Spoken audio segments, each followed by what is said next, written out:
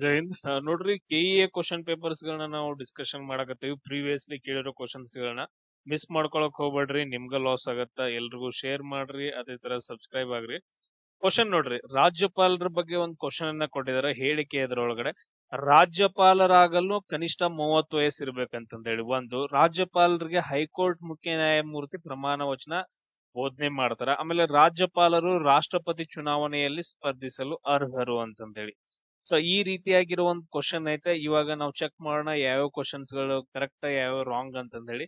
ನೋಡ್ರಿ, 30 ವರ್ಷ ಅಂತಂದೈತೆ. ಈಗ ನಾವು ಪ್ರೆಸಿಡೆಂಟ್ ಆಗ್ಬೇಕಂತಂದ್ ಹೇಳಿದ್ರ, ಗವರ್ನರ್ ಆಗ್ಬೇಕಂತಂದ್ ಹೇಳಿದ್ರ vice president, governor, vice president ಆಗ್ಬೇಕಂದ್ರೆ ನಿಮ್ಗ ಕನಿಷ್ಠ ಎಷ್ಟು ವರ್ಷ ಇರ್ಬೇಕು? 35 ವರ್ಷ ಇರ್ಬೇಕು. ಹಂಗಂದ್ರ ಆಪ್ಷನ್ ಎ ರಾಂಗ್ ಆಯ್ತು. ಇಲ್ಲಿ ಆಪ್ಷನ್ ಎ ಎಲ್ಲೆಲ್ಲಿದಾವಲ್ಲ ಅದನ್ನೆಲ್ಲ ತೆಗೆದ್ ಬಿಡ್ರಿ. ಎಲ್ಲಾ ಆಪ್ಷನ್ಸ್ ಗಳು ಹೋದ್ವು, ಓನ್ಲಿ ಎರಡನೇದ್ ಮಾತ್ರ ಉಳಿಯುತ್ತೆ. ಅಂದ್ರೆ ಬಿ ಮತ್ತು ಸಿ ಕರೆಕ್ಟ್ ಆಗತ್ತೆ. ಈ ತರ ಕ್ವಶನ್ಸ್ ಗಳನ್ನ ಸಾಲ್ವ್ ಮಾಡ್ಕೋಬೇಕು. ಒಂದ್ ಗೊತ್ತಾದ್ರೆ ಸಾಕು ನಮಗ್, ಬಿ ಮತ್ತು ಸಿ ಕರೆಕ್ಟ್ ಇದ್ರೊಳಗಡೆ. ನಾವು ನೋಡೋಣ ನೆಕ್ಸ್ಟ್. ಇಲ್ಲಿ ನೋಡ್ರಿ, 35 ವರ್ಷ. ಈಗ ರಾಜ್ಯಸಭಾ ಸದಸ್ಯರಾಗ್ಬೇಕಂತಂದ ಹೇಳಿದ್ರೆ ಎಷ್ಟು ವಯಸ್ಸು ಇರ್ಬೇಕು? 30 ವರ್ಷ ಇರ್ಬೇಕು. ಲೋಕಸಭಾ ಸದಸ್ಯರಾಗ್ಬೇಕಂತಂದ ಹೇಳಿದ್ರೆ ಕನಿಷ್ಠ ವಯಸ್ಸು 25 ಇರ್ಬೇಕು.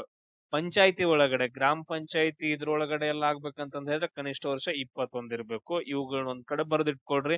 ಆಮೇಲೆ ರಾಜ್ಯಪಾಲರಿಗೆ ಆಯಾ ಹೈಕೋರ್ಟ್ ಆಯಾ ರಾಜ್ಯದಿರುತ್ತಲ್ಲ, ಈಗ ಕರ್ನಾಟಕ ರಾಜ್ಯದಾರ ಅಂತಂದ ಹೇಳಿದ್ರೆ ಕರ್ನಾಟಕ ಹೈಕೋರ್ಟ್ ನ್ಯಾಯಮೂರ್ತಿ ಅಂದ್ರೆ ಪ್ರಮಾಣ ವಚನ ಸ್ವೀಕಾರ ಇದಂದ್ರೆ ಬೋಧನೆ ಮಾಡ್ತಾರ.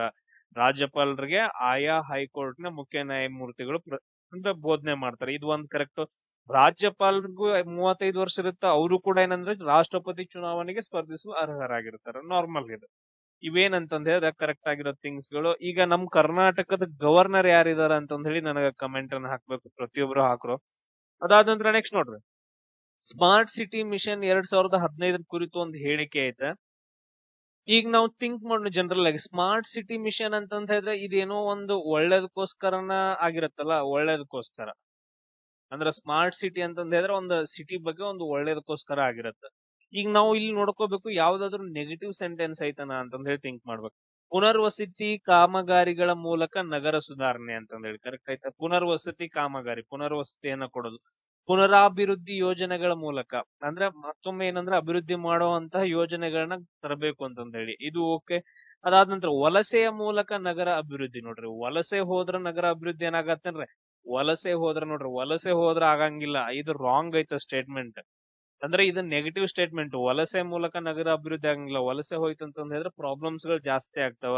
ಅಂದ್ರೆ ಆಪ್ಷನ್ ಸಿ ರಾಂಗ್ ಐತೆ ಇದ್ರಲ್ಲಿ. ಆಪ್ಷನ್ ಸಿ ಎಲ್ಲೆಲ್ಲ ಐತ್ ನೋಡ್ರಿ, ಆಪ್ಷನ್ ಸಿ. ಅದಾದ ನಂತರ ಆಪ್ಷನ್ ಸಿ 3 ಮತ್ತು 1ರಲ್ಲಿ ಐತೆ, ಇದನ್ನ ತೆಗೆದಾಕ್ಬೇಕು. 4ನೇದ್ ನೋಡ್ರಿ, ಇದ್ರಲ್ಲೂ ಆಪ್ಷನ್ ಸಿ ಐತೆ, ಇದನ್ನು ತೆಗೆದಾಕ್ಬೇಕು. ಅಂದ್ರೆ ನಮ್ಗೆ ಏನ್ ಉಳಿತು? ಎ ಮತ್ತು ಬಿ ಮತ್ತು ಡಿ ಮಾತ್ರ ಕರೆಕ್ಟ್ ಅಂತಂದ ಹೇಳಿ. ನಾವು ಸಾಲ್ವ್ ಮಾಡುವಾಗ ಈ ರೀತಿಯಾಗಿ ನೆಗೆಟಿವ್ ಸ್ಟೇಟ್ಮೆಂಟ್ಸ್ ಗಳನ್ನ ತೆಗೆದಾಕ್ಬೇಕು. ಯಾಕಂದ್ರೆ ಪಾಸಿಟಿವ್ ಕ್ವಶನ್ ಐತೆ, ಆ ರೀಸನ್ಗೋಸ್ಕರ. ನೋಡ್ರಿ ಏನೇನೈತಿ ಸರ್, ಪುನರ್ವಸತಿಗಳನ್ನ ನೀಡೋದು, ಇದು ತುಂಬಾ ಇಂಪಾರ್ಟೆಂಟ್. ಮುಖ್ಯ ಗುರಿಗಳೇನಂತಂದ ಹೇಳಿದ್ರೆ ನಗರಗಳನ್ನ ಸುಧಾರಣೆ ಮಾಡೋಕೆ ರೀಟ್ರೋಫಿಟಿಂಗ್ ರೆಟ್ರೋಫಿಟ್ಟಿಂಗ್ ಅಂತಂದ ಹೇಳ್ತೀವಿ. ರೆಟ್ರೋಫಿಟ್ಟಿಂಗ್ ಅಂದ್ರೆ ಪುನರ್ವಸತಿಯನ್ನ ಕೊಡೋದು. ಅಂದ್ರೆ ಎಲ್ಲಾದ್ರೂ ಒಂದು ಸೈಟ್ ಅನ್ನ ತಗೊಂಡು ಅಲ್ಲಿ ಏನ್ ಮಾಡೋದಂದ್ರೆ ಗವರ್ಮೆಂಟ್ ಕಡೆಯಿಂದ ಮನೆಗಳನ್ನ ನಿರ್ಮಾಣ ಮಾಡೋದು. ಪುನರಾಭಿವೃದ್ಧಿ ಯೋಜನೆಗಳ ಮೂಲಕ ಅಂದ್ರೆ ರೀಡೆವಲಪ್ಮೆಂಟ್ ಅಂತಂದ ಹೇಳ್ತೀವಿ. ಆಧುನಿಕವಾಗಿ ಯೋಜನೆಗಳನ್ನ ಹಮ್ಮಿಕೊಳ್ಳೋದು. ಸ್ಮಾರ್ಟ್ ಪರಿಹಾರಗಳನ್ನ, ಆಮೇಲೆ ಈ ಆಡಳಿತದ ಮೂಲಕ ಅಂದ್ರೆ ಈ ಆಡಳಿತವನ್ನ ಒದಗಿಸೋದು, ತಂತ್ರಜ್ಞಾನವನ್ನ ಟೆಕ್ನಾಲಜಿ ಅಳವಡಿಸಿಕೊಳ್ಳೋದು. ಇವೆಲ್ಲ ಏನಂತಂದ್ರೆ ಸ್ಮಾರ್ಟ್ ಸಿಟಿ ಮಿಷನ್ 2015 ಒಳಗಡೆ ಬರ್ತಾವ. ಸೇಮ್ ಅದೇ ತರ ನೋಡ್ರಿ ನೆಕ್ಸ್ಟ್, ಶಾಲಾ ಶಿಕ್ಷಣವನ್ನ ಬಲಪಡಿಸಲು 2020ರಲ್ಲಿ ಕೇಂದ್ರ ಸರ್ಕಾರ ಜಾರಿಗೆ ತಂದ ಯೋಜನೆ ಯಾವುದು ಅಂತಂದ ಹೇಳಿ. ಈಗ ನೋಡ್ರಿ 2022 ಅಂತಂದ್ ಹೇಳಿದಾರೆ. ಈಗ ನಾವು ಸರ್ವ ಶಿಕ್ಷಣ ಅಭಿಯಾನ ಅಂತ ತಗೊಂಡ್ವಿ ಅಂತಂದ ಹೇಳಿದ್ರೆ ನಮ್ ಕಾಲದಲ್ಲಿತ್ತು. ನಾವೆಲ್ಲ ಹೈಸ್ಕೂಲ್ ಇದ್ವಲ್ಲ ಅವಾಗ. ಸೊ ಇದು ಹಳೇದಿದು. 2001ರಲ್ಲಿ ಬಂದಿರುವಂತಹ ಯೋಜನೆ. 2001ರಲ್ಲಿ ಬಂದಿರುವಂತಹ ಯೋಜನೆ ಯಾವ್ದಂದ್ರೆ ಸರ್ವ ಶಿಕ್ಷಣ ಅಭಿಯಾನ ಅಂತಂದ ಹೇಳ್ತೀವಿ.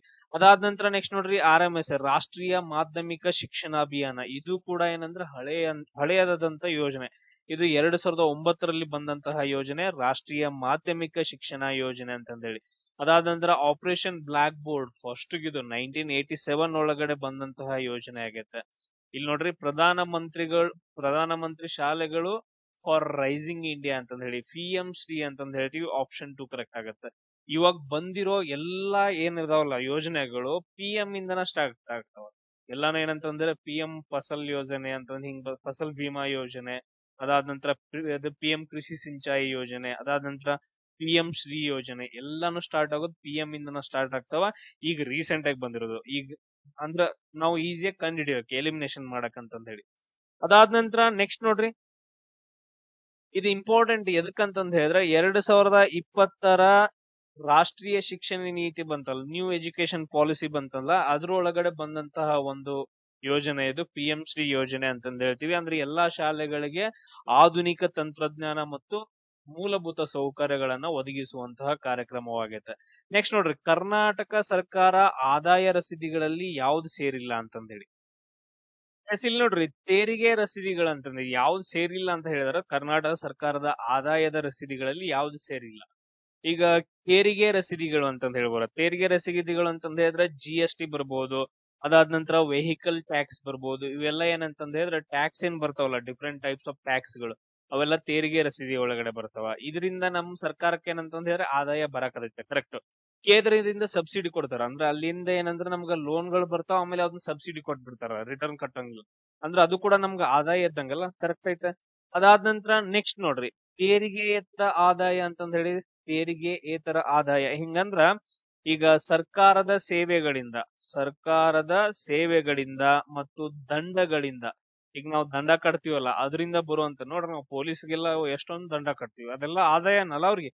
ಅಂದ್ರೆ ಇದು ಕೂಡ ಕರ್ನಾಟಕ ಸರ್ಕಾರದ ಆದಾಯ ಆಗತ್ತೆ. ಬಟ್ ಕೇಂದ್ರದಿಂದ ಸಾಲ ಐತಲ್ಲ, ಸಾಲ ತಗೊಂಡ್ರೆ ಮತ್ತೆ ರಿಟರ್ನ್ ಕೊಡಬೇಕಲ್ಲ, ಅದರಿಂದ ಆದಾಯ ಏನಾದ್ರು ಬರುತ್ತೆ ಬರಂಗಿಲ್ಲ. ಅಂದ್ರೆ 4th ಒನ್ ಏನಂತಂದ್ರೆ ಇಲ್ಲಿ ನಮ್ಗೆ ಕರೆಕ್ಟ್ ಆಗಿರೋ ಆನ್ಸರ್ ಆಗತ್ತೆ. ಇದನ್ನ ನೋಡ್ಕೋಬೇಕು. ಈ ತರ ಏನಂದ್ರೆ ಜನರಲ್ ಆಗಿ ಥಿಂಕ್ ಮಾಡ್ರಿ. ನೆಕ್ಸ್ಟ್, ಕನಿಷ್ಠ ಬೆಂಬಲ ಬೆಲೆಯನ್ನ ಯಾರ ಶಿಫಾರಸಿನ ಮೇರೆಗೆ ನಿಗದಿಪಡಿಸಲಾಗಿದೆ? ಎಸ್, ಇಲ್ಲಿ ನೋಡ್ರಿ, ಹಣಕಾಸು ಸಚಿವಾಲಯ. ಇದು ಬರಂಗಿಲ್ಲ, ಹಣಕಾಸು ಸಚಿವಾಲಯ ಬರಂಗಿಲ್ಲ. ನೀತಿ ಆಯೋಗ ಎದಕ್ಕೈತಿ ಸರ್? ಪಂಚವಾರ್ಷಿಕ ಯೋಜನೆಗಳು. ಮೊದಲು ಏನಿತ್ತು ಅಂತಂದ ಹೇಳಿದ್ರೆ ಯೋಜನಾ ಆಯೋಗ ಅಂತಂದಿತ್ತು 1950 ಟೈಮ್ ಒಳಗಡೆ. ಬಟ್ ಆದ್ರೆ ಇದನ್ನ 2015ರಲ್ಲಿ ಪ್ರೈಮ್ ಮಿನಿಸ್ಟರ್ ನರೇಂದ್ರ ಮೋದಿಜಿ ಅವರು ಏನ್ ಮಾಡ್ತಾರೆ ಅಂದ್ರೆ ಇದನ್ನ ನೀತಿ ಆಯೋಗ ಅಂತಂದ್ ಹೇಳಿ ಕನ್ವರ್ಟ್ ಮಾಡ್ತಾರೆ. ಇದು ಪಂಚವಾರ್ಷಿಕ ಯೋಜನೆಗಳನ್ನ ಜಾರಿಗೆ ತಗೊಂಡ್ ಬರೋದು, ಆಮೇಲೆ ಮೇಂಟೈನ್ ಮಾಡೋದು ಇದ್ರದ್ದಾಯ್ತು. ಕೃಷಿ ಸಚಿವಾಲಯ, ಅಗ್ರಿಕಲ್ಚರ್ ಸೆಕ್ಟರ್, ಇದು ಬರಂಗಿಲ್ಲ. ಇದು ಕೃಷಿ ಸಚಿವಾಲಯ ಬರಂಗಿಲ್ಲ, ಹಣಕಾಸು ಸಚಿವಾಲಯ ಬರಂಗಿಲ್ಲ. ಆಮೇಲೆ ಇದ್ ನೋಡ್ರಿ, ಕೃಷಿ ವೆಚ್ಚ ಮತ್ತು ಬೆಲೆಗಳ ಆಯೋಗ ಅಂತಂದೈತೆ. ಸೊ ಅಲ್ಲಿ ಕೇಳಿರೋದು ಆಯೋಗ ಯಾವುದು ಅಂತಂದೇಳಿ, ಕೃಷಿ ವೆಚ್ಚ ಮತ್ತು ಬೆಲೆಗಳ ಆಯೋಗ ಏನ್ ಮಾಡತ್ತಂದ್ರೆ MSP, ಕನಿಷ್ಠ ಬೆಂಬಲ ಬೆಲೆಯನ್ನ ಶಿಫಾರಸ್ ಮಾಡಿರುವಂತಹ ಆಯೋಗವಾಗೈತೆ. ತುಂಬಾ ಇಂಪಾರ್ಟೆಂಟ್. ರೀಸನ್ ಯಾಕಂತಂದ್ ಹೇಳಿದ್ರೆ, ಈಗ ನೋಡ್ರಿ, ಮಾರುಕಟ್ಟೆ ಒಳಗಡೆ ಬೆಲೆ ಕುಸಿತ ಜಾಸ್ತಿ ಆಗತ್ತ. ಸಡನ್ ಆಗಿ ಏನ್ ಮಾಡ್ತಾರ ಅಂತಂದ್ ಹೇಳಿದ್ರೆ ಎಲ್ಲಾ ಬ್ರೋಕರ್ಸ್ ಇರ್ತಾರಲ್ಲ, ಅವ್ರೆಲ್ಲ ಸೇರ್ಬಿಟ್ಟು ಬೆಲೆ ಜಾಸ್ತಿ ಇದ್ರು ಕೂಡ ಕುಸಿತ ಉಂಟು ಮಾಡ್ಬಿಟ್ಟು ಎಷ್ಟೋ ಜನ ರೈತರಿಗೆ ಏನಂತಂದ್ರೆ ಲಾಸ್ ಮಾಡ್ತಾರ. ಇಂಥದ್ ಆಗ್ಬಾರ್ದು. ಆಮೇಲೆ ಮಳೆ ಜಾಸ್ತಿ ಆದ್ರೆ, ಬರಗಾಲ ಬಿದ್ರೆ ಅದಕ್ಕೊಂದು ಕನಿಷ್ಠ ಬೆಂಬಲ ಇರ್ಬೇಕಂತಂದ್ ಹೇಳ್ತಾರಲ್ಲ. ಸೊ ಆ ರೀಸನ್ಗೋಸ್ಕರ ಇದು ತುಂಬಾ ಇಂಪಾರ್ಟೆಂಟ್. ಈ ಕಬ್ಬು ಬೆಳೆಗಾರರಿಗೆ ಸಿಗಾಯ್ತು ನೋಡ್ರಿ ಪ್ರಾಪರ್ ಆಗಿ. ಕಬ್ಬು ಬೆಳೆಗಾರರು ಏನಿದಾರಲ್ಲ ಅವ್ರಿಗೆ 1 ಟನ್ಗೆ ಮಿನಿಮಮ್ ಇಷ್ಟು ಪ್ರೈಸ್ ಕೊಡ್ಲೇಬೇಕು ಪ್ರತಿಯೊಂದು ಫ್ಯಾಕ್ಟರಿ ಅವರು ಅಂತಂದೇಳಿ. ಕನಿಷ್ಠ ಬೆಂಬಲ ಬೆಲೆ ಅದಕ್ಕಿಂತ ಜಾಸ್ತಿ ಕೊಡ್ಬೋದು, ಬಟ್ ಅದಕ್ಕಿಂತ ಕಡಿಮೆ ಕೊಡಂಗಿಲ್ಲ ಅಂತಂದೇಳಿ. ಸೊ ಇದು ಮೇನ್ ಇಂಪಾರ್ಟೆಂಟ್. ಅದಾದ ನಂತರ ನೆಕ್ಸ್ಟ್ ನೋಡ್ರಿ, ಕಾಲಾನುಕ್ರಮದಲ್ಲಿ ಜೋಡಿಸ್ಬೇಕು ಅಂತಂದ್ ಹೇಳಿ. ಕಾಲಾನುಕ್ರಮದಲ್ಲಿ ಈಗ 14 ಬ್ಯಾಂಕ್ಗಳ ರಾಷ್ಟ್ರೀಕರಣ ಐತಿ, ಇರಾಕ್ ಕುವೈತ್ ಆಕ್ರಮಣ, LPG ಸುಧಾರಣೆಗಳು, ಏಷ್ಯನ್ ಆರ್ಥಿಕ ಬಿಕ್ಕಟ್ಟು ಅಂತಂದ್ ಹೇಳಿ ಹಿಂಗೈತೆ. ಈಗ ನಾವು ಒಂದೊಂದಾಗಿ ಥಿಂಕ್ ಮಾಡ್ಬೇಕು. ಈಗ ನೋಡ್ರಿ, 14 ರಾಷ್ಟ್ರಗಳ ಬ್ಯಾಂಕೀಕರಣ ನಿಮ್ಗೆ ಗೊತ್ತೈತಿ, ಇಂದಿರಾ ಗಾಂಧಿ ಅವ್ರ ಟೈಮ್ದಾಗ ಆಗೈತೆ. ಅಂದ್ರೆ ಇದು 1969ರಲ್ಲಿ. ಯಾವಾಗ ಆಗೈತೆ? 1969ರಲ್ಲಿ ಆಗೈತೆ. ಅದಾದ ನಂತರ LPG ಸುಧಾರಣೆಗಳು. ಇದು LPG ಸುಧಾರಣೆಗಳು ಯಾವಾಗ ಆಗೈತೆ ಅಂತಂದ್ ಹೇಳಿದ್ರೆ, ನರಸಿಂಹರಾವ್ ಅವ್ರು ಇದ್ರು ಪ್ರೈಮ್ ಮಿನಿಸ್ಟರ್ ಆ ಟೈಮ್ ಒಳಗಡೆ. ಸೊ PM ನರಸಿಂಹರಾವ್ ಅವರಿದ್ದಾಗ ಎಂತಂದ್ ಹೇಳಿದ್ರೆ LPG ಸುಧಾರಣೆಗಳು ಆಗಿದಾವ. ಅಂದ್ರೆ 1991 ಟೈಮಲ್ಲಿ ಏನಂದ್ರೆ LPG ಸುಧಾರಣೆಗಳು ಬಂತು. ಅಂದ್ರೆ ಲಿಬರಲೈಸೇಷನ್, ಪ್ರೈವೇಟೈಸೇಷನ್, ಗ್ಲೋಬಲೈಸೇಷನ್, ಉದಾರೀಕರಣ, ಖಾಸಗೀಕರಣ ಮತ್ತು ಜಾಗತೀಕರಣ ಅಂತಂದ್ ಹೇಳಿ LPG ಅಂತಂದ್ ಹೇಳ್ತೀವಿ. ಅದಾದ ನಂತರ ಇವೆರಡು ನಮಗ್ ಗೊತ್ತಿದಾವ. ಈಗ ಇರಾನ್, ಕುವೈತ್ ಮತ್ತು ಏಷ್ಯನ್ ಆರ್ಥಿಕ ಬಿಕ್ಕಟ್ಟು ನಮಗ್ ಇವೆರಡು ಗೊತ್ತಿಲ್ಲ. ಈಗ ನಾವು ಚೆಕ್ ಮಾಡೋಣ. 1969, 1991 ಐತೆ. ಮೊದಲ್ A ಬರ್ಬೇಕು, ಆಮೇಲೆ ನೆಕ್ಸ್ಟ್ ಏನಂತಂದ್ರೆ C ಬರ್ಬೇಕು. C ಬರ್ಬೇಕು. ಮೊದಲ್ A ಬರ್ಬೇಕು, ಆಮೇಲೆ C ಬರ್ಬೇಕು. ಇದನ್ ಚೆಕ್ ಮಾಡ್ರಿ. ಮೊದಲ್ C ಬಂದೈತೆ, ಅಂದ್ರೆ ಆಪ್ಷನ್ ರಾಂಗ್ ಇದು. ಕರೆಕ್ಟಾ? ಅದಾದ ನಂತರ ನೆಕ್ಸ್ಟ್ ನೋಡ್ರಿ, ಇಲ್ಲಿ ನೋಡ್ರಿ, C ಮೊದಲೈತೆ, ಅದಾದ ನಂತರ A ಬಂದೈತೆ. ಮೊದಲ್ ಏನ್ ಬರ್ಬೇಕಿಲ್ಲಿ? A ಬರ್ಬೇಕಿತ್ತು. ಆಮೇಲೆ ಎರಡನೇದು ರಾಂಗ್ ಐತೆ. ಅದಾದ ನಂತರ ನೆಕ್ಸ್ಟ್ ನೋಡ್ರಿ, ಇಲ್ಲಿ A ಬಂದೈತಿ, C ಬಂದೈತಿ. ಕರೆಕ್ಟ್ ಐತೆ ಇದ್ರ ಪ್ರಕಾರ. ನೆಕ್ಸ್ಟ್ ನೋಡ್ರಿ ಎ ಬಂದೈತಿ ಸಿ ಬಂದೈತಿ ಅಂದ್ರೆ 3 ಮತ್ತು 4 ಅಲ್ಲಿ ಯಾವ್ದಾದ್ರು ಒಂದು ಕರೆಕ್ಟ್ ಆಗ್ಬೇಕು ಅಂದ್ರೆ 50% ಆನ್ಸರ್ ನಾವು ತಕೊಂಡ್ಬರ್ತೀವಿ ಇವಾಗ. ಈಗ ನೆಕ್ಸ್ಟ್ ನಮ್ಗೆ ಈಗ ಯಾವ್ದಾದ್ರು ಒಂದ್ ಗೊತ್ತಾಗ್ಬೇಕಾಗತ್ತೆ, ಇರಾನ್ ಕುವೈತ್ ಅಥವಾ ಯಾವ್ದಾದ್ರು ಒಂದ್ ಗೊತ್ತಾಗ್ಬೇಕಾಗತ್ತೆ. 50% ಆನ್ಸರ್ ಅಂತೂ ತೆಗೆದಿದ್ದೀವಿ ಇವಾಗ. ನೋಡ್ರಿ ಇರಾನ್ ಮತ್ತು ಕುವೈತ್ ಆಕ್ರಮಣ ಯಾವಾಗ ಆಗತ್ತಂದ್ರೆ 1990ರಲ್ಲಿ ಆಗತ್ತ. ಅದಾದ ನಂತರ ಏಷ್ಯನ್ ಆರ್ಥಿಕ ಬಿಕ್ಕಟ್ಟು ಯಾವಾಗ ಆಗತ್ತಂದ್ರೆ 1997ರಲ್ಲಿ ಆಗತ್ತೆ. ಅಂದ್ರೆ ಫಸ್ಟ್ ಯಾವ್ದು ಬರ್ಬೇಕು ನೋಡ್ರಿ 1969 ಎ ಬರ್ಬೇಕು. ಅಂದ್ರ ಇಲ್ಲಿ ನೋಡ್ರಿ ಬಿ ಐತಿದ್ ಬರಂಗಿಲ್ಲ. ಫಸ್ಟ್ ಎ ಬರ್ಬೇಕು, ಅದಾದ ನಂತರ ಬಿ ಬರ್ಬೇಕು, ಆಮೇಲೆ ಸಿ ಬರ್ಬೇಕು, ಆಮೇಲೆ ಡಿ ಬರ್ಬೇಕು. ಎ ಬಿ ಸಿ ಡಿ ಅಂತಂದ್ ಹೇಳಿ ಕರೆಕ್ಟ್ ಆಗತ್ತ ಕಾಲಾನುಕ್ರಮದೊಳಗಡೆ. ನೆಕ್ಸ್ಟ್ ಕ್ವಶನ್ ನೋಡ್ರಿ, ಕೈಗಾರಿಕಾ ಉತ್ಪಾದನಾ ಸೂಚ್ಯಂಕವನ್ನ ಪ್ರತಿ ತಿಂಗಳು ಯಾರು ಪ್ರಕಟಣೆ ಮಾಡ್ತಾರ ಅಂತಂದ್ ಹೇಳಿ. ಯಾರು ಪ್ರಕಟಣೆ ಮಾಡ್ತಾರ ಅಂತಂದ್ ಹೇಳಿದ್ರೆ CSO ದವರು, ಕೇಂದ್ರ ಸಾಂಖ್ಯಿಕ ಕಚೇರಿಯವರು. ಯಾರಪ್ಪ ಅಂತಂದ್ ಹೇಳಿದ್ರೆ ಇವರು ಕೇಂದ್ರ ಸಾಂಖ್ಯಿಕ ಕಚೇರಿಯವರು ಏನ್ ಮಾಡ್ತಾರ ಅಂತಂದ್ ಹೇಳಿದ್ರ ಸೂಚ್ಯಂಕವನ್ನ ಬಿಡುಗಡೆ ಮಾಡ್ತಾರ. ಇಂಡೆಕ್ಸ್ ಆಫ್ ಇಂಡಸ್ಟ್ರಿಯಲ್ ಪ್ರೊಡಕ್ಷನ್ ಅಂತಂದ್ ಹೇಳಿ, ಕೈಗಾರಿಕಾ ಉತ್ಪಾದನಾ ಸೂಚ್ಯಂಕ. ಅಂದ್ರೆ ದೇಶದಲ್ಲಿ ಗಣಿಗಾರಿಕೆ ಹೆಂಗ್ ನಡೆಯುತ್ತೆ, ಉತ್ಪಾದನೆ ಎಷ್ಟು ನಡೀತಾ ಐತೆ, ವಿದ್ಯುತ್ ವಲಯದಲ್ಲಿ ಎಷ್ಟು ಕಾರ್ಯಕ್ಷಮತೆ ಉಂಟಾಗ್ತಾ ಐತೆ, ಎಷ್ಟು ವಿದ್ಯುತ್ ಎನರ್ಜಿಯನ್ನ ಬಿಡುಗಡೆ ಮಾಡ್ತಿದಾರ, ಅಂದ್ರೆ ಎಲ್ಲಾನು ಏನಂದ್ರೆ ಅಳತೆಯನ್ನ ಕೊಟ್ಬಿಡತ್ತ RBIಗೆ. RBIಗೆ ಸಹಾಯ ಮಾಡುತ್ತೆ ದೇಶದ ಒಟ್ಟಾರೆ ಆರ್ಥಿಕ ಪ್ರಗತಿ ಹೆಂಗ್ ಚೇಂಜಸ್ ಆಗೈತೆ ಅಂತಂತ ಹೇಳಿ. ನೆಕ್ಸ್ಟ್ ನೋಡ್ರಿ 2011ರ ಜನಗಣತಿಯ ಪ್ರಕಾರ ವರ್ಗ 1 ನಗರ ಎಂದ್ರ ಏನು? ಸೊ ಫಸ್ಟ್ ವರ್ಗ 1 ನಗರ ಅಂದ್ರೆ ಏನು ಅದು ಕ್ಲಾಸಿಫೈಡ್ ಮಾಡ್ತಾರೆ ಅದ್ರೊಳಗಡೆ. ಈ ಕ್ಲಾಸಿಫಿಕೇಶನ್ ಒಳಗಡೆ 1 ಲಕ್ಷಕ್ಕಿಂತ ಹೆಚ್ಚು ಜನಸಂಖ್ಯೆ ಹೊಂದಿರೋದನ್ನ ವರ್ಗ 1ರಲ್ಲಿ ಹಾಕ್ತಾರ. ಸೊ ಇಲ್ಲಿ ನೋಡ್ರಿ ಕ್ಲಾಸ್ 1 ಒಳಗಡೆ ಏನಂತಂದ್ ಹೇಳಿದ್ರೆ 1 ಲಕ್ಷಕ್ಕಿಂತ ಜಾಸ್ತಿ ಇರಬೇಕು. ಕ್ಲಾಸ್ 2 ಒಳಗಡೆ 50,000 ಇಂದ 99,900 ವರೆಗೂ 909. ಕ್ಲಾಸ್ 3 ಒಳಗಡೆ 20,000ದಿಂದ 49,999. ಕ್ಲಾಸ್ 4 ಒಳಗಡೆ 10,000ದಿಂದ 19,999. ಕ್ಲಾಸ್ 5 5,000ದಿಂದ 9,999. ಲಾಸ್ಟ್ ಒಳಗಡೆ ಏನಂತಂದ್ರೆ ಲೆಸ್ ದೆನ್ 5,000 ಅಂತಂದ್ ಹೇಳಿ ಈ ರೀತಿಯಾಗಿ ನಗರಗಳನ್ನ ಡಿವೈಡ್ ಮಾಡ್ಕೊಂತ ಹೋಗ್ತಾರ ಎಷ್ಟನೇ ಕ್ಲಾಸ್ ಒಳಗಡೆ ಬರುತ್ತೆ ಅಂತಂದ್ ಹೇಳಿ, ಜಸ್ಟ್ ಜನಗಣತಿ ಪ್ರಕಾರ. ಅದಾದ ನಂತರ ನೆಕ್ಸ್ಟ್ ನೋಡ್ರಿ, ಯಾವ ಕಣಿವೆಗಳು ಪರ್ವತ ಪಾಸ್ ಕಣಿವೆಗಳಂತಂದ್ ಹೇಳ್ತೀವಿ ಅವು ಎಲ್ಲೆಲ್ಲಿ ಕಂಡು ಬರ್ತಾವ ಅಂತಂದ್ ಹೇಳಿ. ಎಸ್ ಇಲ್ಲಿ ನೋಡ್ರಿ ಜಮ್ಮು ಕಾಶ್ಮೀರ್ ಅಂತಂದ್ ಹೇಳಿ ಬರುತ್ತೆ. ಜಮ್ಮು ಕಾಶ್ಮೀರ ಒಳಗಡೆ ಯಾವ್ದು ಬರುತ್ತೆ ಅಂದ್ರೆ ಜೋಜಿಲಾ ಪಾಸ್ ಬರುತ್ತೆ. ಜಮ್ಮು ಕಾಶ್ಮೀರ ಒಳಗಡೆ ಯಾವ್ದು ಬರುತ್ತೆ ಜೋಜಿಲಾ ಪಾಸ್ ಬರುತ್ತೆ. ಏನಂತಂದ್ ಹೇಳಿದ್ರೆ ಎರಡನೇದ್ ಹೊಂದಾಣಿಕೆ ಆಗತ್ತ. ನೆಕ್ಸ್ಟ್ ಹಿಮಾಚಲ ಪ್ರದೇಶ ಏನಂತಂದ್ ಹೇಳಿದ್ರೆ ಶಿಪ್ಕಿಲಾ ಪಾಸ್. ಹಿಮಾಚಲ ಪ್ರದೇಶದಲ್ಲಿ ಏನಂತಂದ್ ಹೇಳಿದ್ರೆ ಶಿಪ್ಕಿಲಾ ಕಣಿವೆ ಬರ್ತೈತಿ. ಅದಾದ ನಂತರ ಸಿಕ್ಕಿಂ ಒಳಗಡೆ ಯಾವ್ದು ಬರುತ್ತೆ ಅಂದ್ರೆ ಜಿಲೇಪ್ಲಾ.